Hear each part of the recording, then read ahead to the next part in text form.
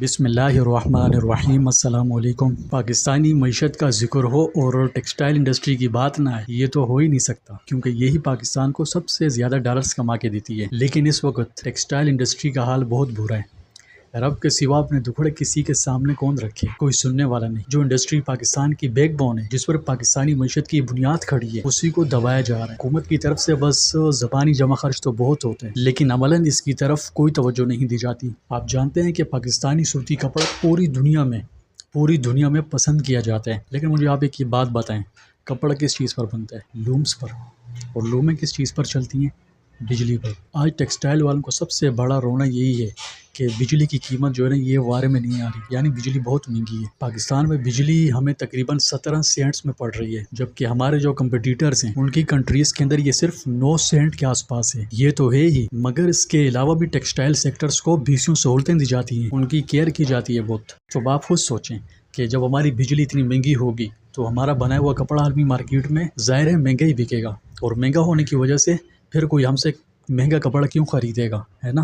Buyer تو وہی خریدے گا نا جو اسے اچھی پرائز میں ملے۔ جبکہ دوسرا ٹیکسٹائل انڈسٹری کا سر درد کیا ہے کہ سیلز ٹیکس ریفنڈز کی صورت میں جو ہے نا یہ پھنسا ہوا ہے، یعنی ہمارا کروڑوں اربوں روپیہ حکومت کے پاس ٹیکس ریفنڈز کی صورت میں پھنسا ہوا ہے۔ تو اس کی وجہ سے کیا ہے کہ انڈسٹری کے پاس لیکوڈیٹی نہیں ہے۔ اب جب جیب میں پیسے ہی نہیں ہوں گے تو نیا خام مال کہاں سے خریدیں گے اور فیکٹری کیسے چلائیں گے؟ چلانے کے لیے 3-4 مین باتیں اگر ان پر عمل ہو جائے تو انشاءاللہ ٹیکسٹائل کا پہیہ دوبارہ چل سکتے ہیں۔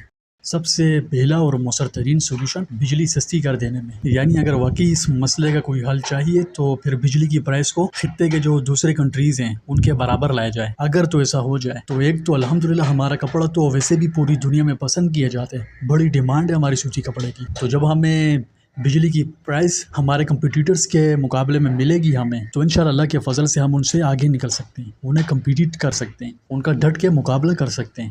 تو پہلا حل تو یہی ہے کہ بجلی کی قیمتوں کو جو ہے نا یہ پاکستانی معیشت کی بیک بون ہونے کی وجہ سے اسے زیادہ سے زیادہ ریلیف دیا جائے۔ تو سب سے زیادہ جو جابز ہیں پاکستان میں وہ بھی ٹیکسٹائل کے شعبے میں ہی ہے، تو کہیں نہ کہیں جابز بھی لوگوں کے لیے کریٹ ہوں گی۔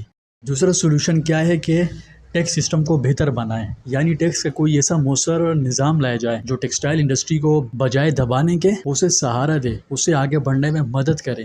اور تیسرے نمبر پہ یہ جو کیش ہمارے سٹک ہے اسے جلد از جلد ریلیز کیا جائے تاکہ کیش فلو بنے اور انڈسٹری اپنا کام زیادہ بہتر طور پر کر سکے۔ اور اس کے علاوہ پالیسیوں کو بہتر بنایا جائے، یعنی ایسا نہ ہو کہ آج ایک قانون ہے کل دوسرا آ جائے، تو کیا ہے کہ ایک مستقل پالیسی بنائی جائے تاکہ بلا خوف و خطر لمبی چوڑی سرمایہ کاری کی جا سکے، اور اس کی وجہ سے انشاءاللہ بے شمار جابز بھی کریٹ ہوں گی۔ اور آگے تو ویسے بھی انشاءاللہ بجٹ آ رہے ہیں، تو ان باتوں پر ضرور غور کرنا چاہیے۔ بجٹ میں ایسی چیزیں لائیں جس سے انڈسٹری کا پہیہ چلے، کیونکہ اگر ٹیکسٹائل چلے گی تو انشاءاللہ ملک میں خوب ڈالرز آئیں گے۔